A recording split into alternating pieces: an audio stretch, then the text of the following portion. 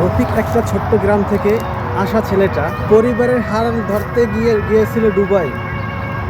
চোখে ছিল বড় স্বপ্ন, মুখে হাসি ফোটাবে, ছোট ভাইকে পড়াশোনা করাবে, একটা পাকা ঘর বানাবে, প্রতি মাসে টাকা পাঠায় দেশে, নিজের জন্য কিছুই রাখে না, ঈদের দিনেও কাজ করে, জানায় না কাউকে।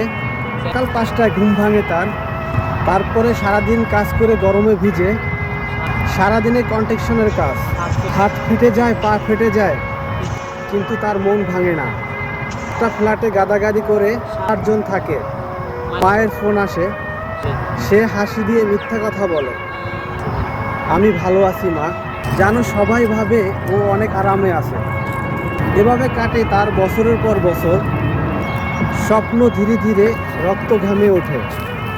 দেশে ফিরে সে গর্ব করে, শুধু চুপচাপ চোখের জল ফেলে। আমার জীবনের সবচেয়ে পুরস্কার হচ্ছে মা।